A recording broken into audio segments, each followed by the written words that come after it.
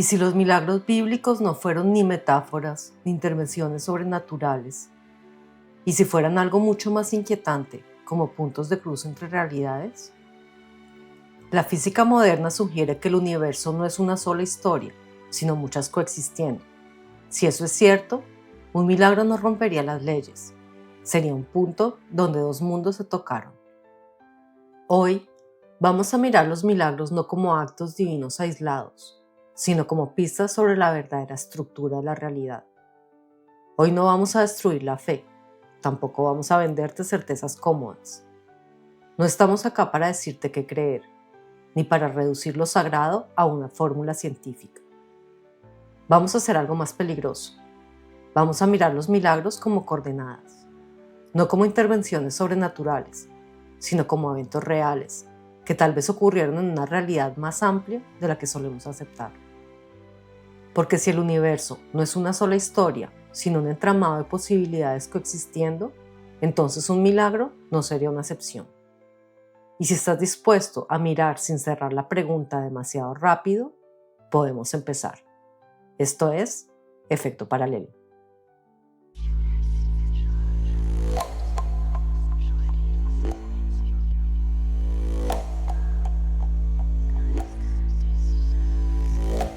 ¿Qué versión de la realidad prefieres?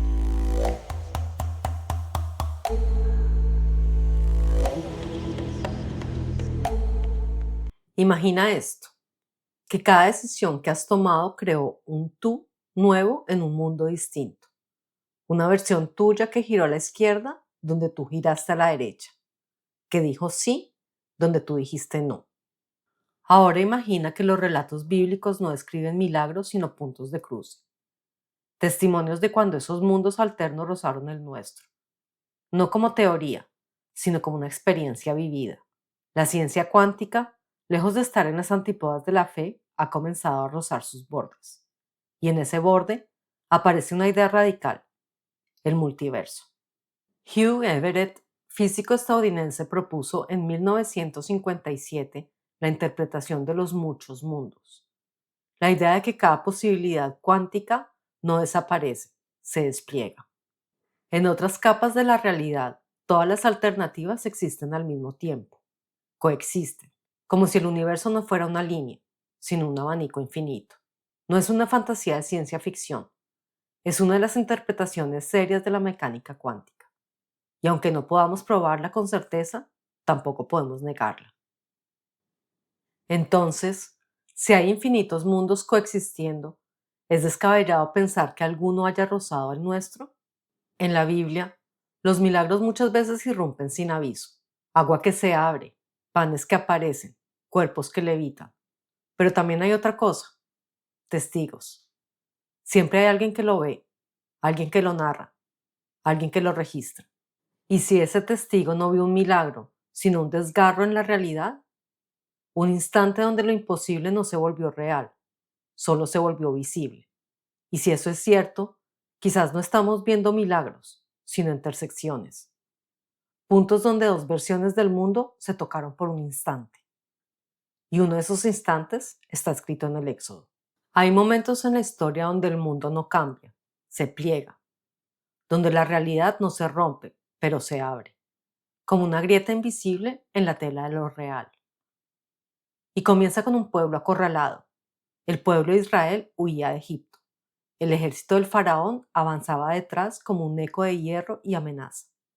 Y entonces el límite. Delante el mar, detrás la persecución. Agua por un lado y violencia por el otro. No había salida, no había cálculo posible.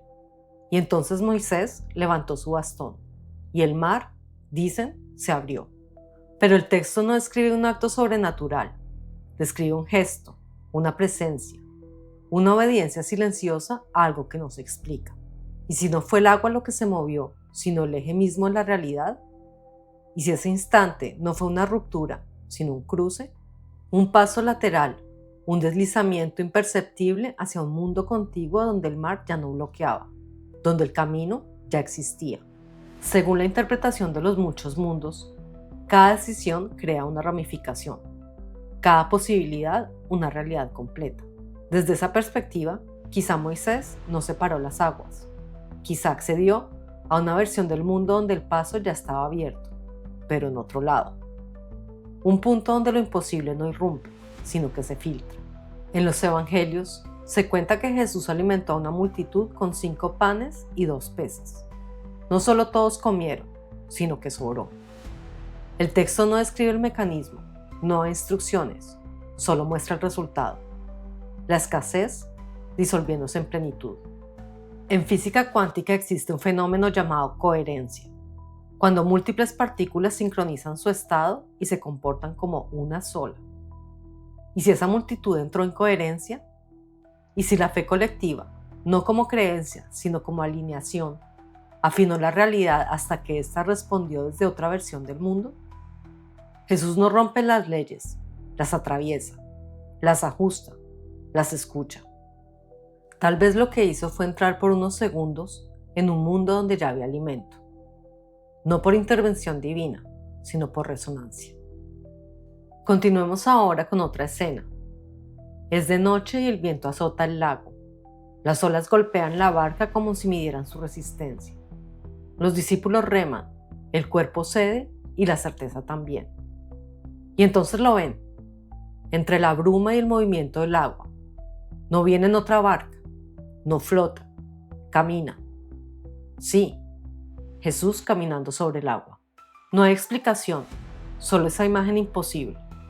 Un cuerpo que no se hunde, como si la gravedad hubiera olvidado su nombre. Como si la materia, por un instante, obedeciera a otra versión de la ley. Podría ser una visión, un efecto del miedo, una ilusión nocturna. Pero también podría ser otra cosa, una infiltración, una curvatura momentánea del tejido de lo real. En otro universo, el agua tiene otra densidad. En otro universo, caminar sobre ella no es un milagro, es una condición. Y si en ese momento Jesús no estaba desafiando las leyes, sino moviéndose entre ellas, no es necesario que estos relatos sean literales para que sean verdaderos. Lo simbólico no es lo opuesto a lo real, es su pliegue más profundo.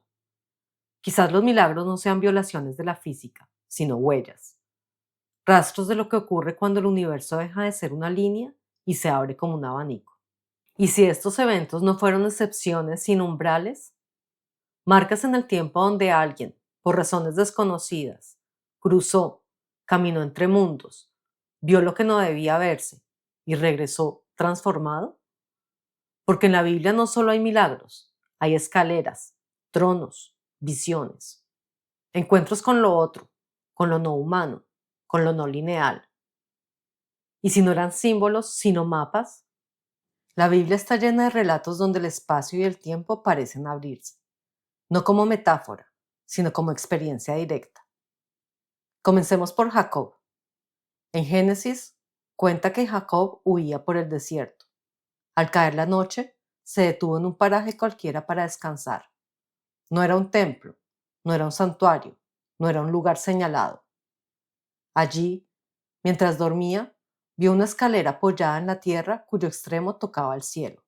Ángeles subían y bajaban por ella, y en lo alto, Dios le habló. Al despertar, Jacob no dice, he tenido un sueño. Dice algo muy distinto. ¡Cuán terrible es este lugar! No es otra cosa que casa de Dios y puerta del cielo. Aquí la palabra terrible no significa miedo. En hebreo expresa asombro reverente, una conmoción profunda ante algo que desborda lo humano. Jacob no está asustado, está impactado, y lo que reconoce es preciso. Ese lugar donde se recostó al azar no era especial antes. No tenía un nombre, no tenía historia, pero algo ocurrió allí. No porque el lugar cambiara, sino porque la forma de habitarlo cambió. Siglos después, la física empezaría a formular una intuición inquietante. Stephen Hawking exploró la idea de que el universo no posee una sola historia fija, sino múltiples historias posibles, y la que se manifiesta depende del marco de observación. Desde esta perspectiva, la realidad no está completamente cerrada hasta que es observada desde un punto concreto. Jacob, sin saberlo, se encontraba exactamente ahí. no en un lugar sagrado, sino en un punto donde la realidad admitía más de una configuración. El sueño no fue evasión, fue un cambio de marco, no un escape de la realidad, sino una forma distinta de acceder a ella. Y lo que vio no fue una imagen vaga o poética, fue una estructura, una escalera, algo que conecta, algo por donde hay tránsito, movimiento en ambos sentidos, comunicación entre dominios. No describe símbolos abstractos, describe una arquitectura funcional. Hoy diríamos un espacio de posibilidades, un sistema donde distintos estados del universo coexisten y se relacionan. Jacob no afirma haber viajado, afirma haber estado en una puerta, un punto donde el mundo, por un instante, no fue una línea continua, sino un cruce. Por eso su frase no es metafórica, es topológica. Este lugar, dice, no es otra cosa que una puerta del cielo. No porque el cielo esté arriba, sino porque allí la realidad no estaba cerrada. Si lo de Jacob hubiera sido una experiencia íntima, un cruce solitario ocurrido en la frontera del sueño, podría pensarse como algo excepcional. Pero no lo es, porque más adelante el patrón reaparece, pero no en un estado ambiguo entre vigilia y sueño. Aparece en plena conciencia y con testigos. Jesús sube a un monte acompañado por 3 discípulos. No busca una visión, no se prepara para un rito, y sin embargo, algo ocurre. Su rostro cambia, su cuerpo emite luz, la materia parece reorganizarse alrededor de él. Y entonces aparecen Moisés y Elías, no como recuerdos, no como símbolos mentales, sino como presencias reconocibles. 2 figuras que pertenecen a otro tiempo, a otra era, a otra capa de la historia. Lo decisivo no es lo que dicen, es que estén ahí. Los discípulos no dudan, no preguntan si están soñando, no interpretan, sienten que el tiempo se ha plegado. Las épocas ya no están separadas, el pasado no está atrás, el presente no está solo. Por un instante, las líneas de la historia convergen en un mismo punto. No es una visión privada, no es una experiencia interior, es un evento compartido. Aquí ya no hablamos de acceso, hablamos de superposición, de realidades que normalmente no coinciden, pero que en ese momento ocupan el mismo espacio. ¿Fue un milagro? Tal vez. ¿Fue una visión?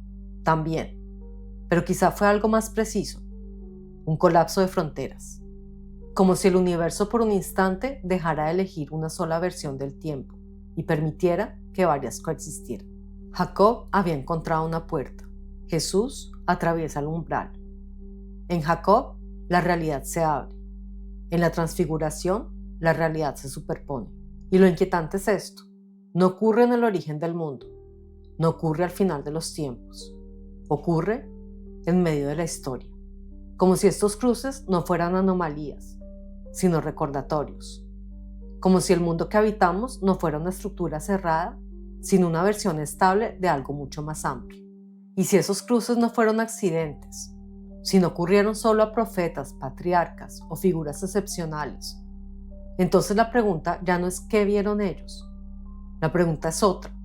¿Qué es la realidad que permite que eso ocurra? ¿Qué tipo de universo admite puertas, superposiciones, pliegues del tiempo? ¿Y qué tipo de Dios no observa desde afuera, sino que habita ese movimiento desde dentro? Cuando pensamos en Dios, solemos imaginar un ser que observa desde arriba, que decide desde afuera, que interviene desde lo alto. Pero esa imagen empieza a resquebrajarse cuando el universo deja de comportarse como una línea y se revela como un entramado. Porque un mundo que admite puertas, superposiciones, pliegues de tiempo, no necesita un vigilante externo, necesita otra cosa. No un observador, sino una totalidad en movimiento. El multiverso propone precisamente eso. No una realidad única gobernada desde afuera, sino un tejido de posibilidades coexistentes, interrelacionadas y en constante actualización. Aquí, Dios ya no aparece como una voluntad separada, sino como una presencia distribuida, no como alguien que mira el universo, sino como aquello en lo que el universo ocurre. En esta misma dirección pensaba David Bohm. Bohm propuso una idea radical, que el universo no está compuesto por cosas aisladas, sino por un movimiento indivisible y continuo, y lo llamó holomovimiento. Una totalidad en flujo, donde cada parte contiene el todo, y el todo se expresa en cada parte. Nada existe por sí mismo, nada está realmente separado. Todo es expresión momentánea de algo más profundo. Bajo esta mirada, Dios no es un punto fuera del cosmos, no es un ente que observa la danza. Es la danza misma, el movimiento, el patrón que se despliega. Y entonces incluso la oración cambia de significado. Orar ya no sería hablarle a un otro lejano, ni pedir desde la carencia, ni esperar una respuesta externa. Sería entrar en resonancia, como si nuestras intenciones fueran remolinos dentro de ese flujo mayor. No imponemos, no solicitamos, participamos. Al dirigirnos hacia algo, no estamos pidiendo que ocurra, estamos sintonizándonos con una posibilidad. Y aquí aparece una pregunta inevitable. Si el universo es un campo de posibilidades, ¿qué es entonces el libre albedrío? Tal vez no sea elegir una opción entre muchas, como quien descarta caminos. Tal vez sea algo más sutil. Tal vez el libre albedrío no cancela futuros, los habita. Cada pensamiento, cada decisión, cada palabra no elimina posibilidades. Nos desplaza, nos mueve hacia una de ellas. En ese sentido, no hay un destino escrito, pero tampoco un caos absoluto. Hay rutas abiertas y cada gesto interior funciona como un timón. Desde esta perspectiva, la Biblia deja de ser un libro de reglas o un código cerrado. Se vuelve otra cosa, una bitácora, un registro de encuentros con la totalidad, relatos de quienes por una rendija del tiempo vislumbraron el patrón mayor y regresaron transformados. No con fórmulas, no con teorías, sino con advertencias, visiones, promesas. No para imponer una verdad, sino para señalar un mapa. Si esto es así, entonces no estamos fijos en una sola línea de tiempo. Estamos navegando. Y cada día, cada instante, cada elección es una corrección mínima del rumbo. No siempre consciente, pero nunca neutra. Tal vez lo más inquietante de todo esto no sea que existan otros mundos, ni siquiera que hayan sido visitados. Lo verdaderamente inquietante es la posibilidad de que sigamos cruzando sin darnos cuenta. Porque si la realidad no es una línea fija, sino un tejido en movimiento, entonces cada instante es una intersección potencial. No hacen falta escaleras visibles, ni montes sagrados, ni voces que desciendan del cielo. Los cruces no siempre se anuncian. A veces toman la forma de una decisión mínima, una palabra que sí o que no, un pensamiento sostenido un segundo más, una intuición ignorada o escuchada. Si cada lección nos desplaza, entonces no vivimos en un mundo, navegamos entre versiones de él. Y quizá eso explique algo que todos hemos sentido alguna vez, la sensación de haber estado a un punto de algo, de haber rozado una vida distinta, un gesto que lo habría cambiado todo, una conversación que nunca ocurrió, un camino que no se tomó. No porque estuviera prohibido, sino porque no fue elegido. Tal vez los antiguos no hablaban de milagros para impresionar, tal vez hablaban de cruces para advertir, no para decirnos qué creer, sino para recordarnos dónde estamos. En un mundo permeable, en una realidad que responde, en un universo que no es indiferente a la forma en que participamos de él. Y si eso es así, entonces el misterio ya no está solo en los textos sagrados ni en las ecuaciones modernas, está en el instante, en cómo miras, en cómo eliges, en cómo actúas cuando nadie está observando. Porque quizá el verdadero umbral no está en el cielo, ni en el pasado, ni en otra dimensión. Quizá esté aquí, y quizá, sin notarlo, ya lo has cruzado más de una vez. Si sentiste que algo se movió en ti, aunque no sepas qué, suscríbete a Efecto Paralelo, porque algunos cruces no se notan hasta que miras atrás.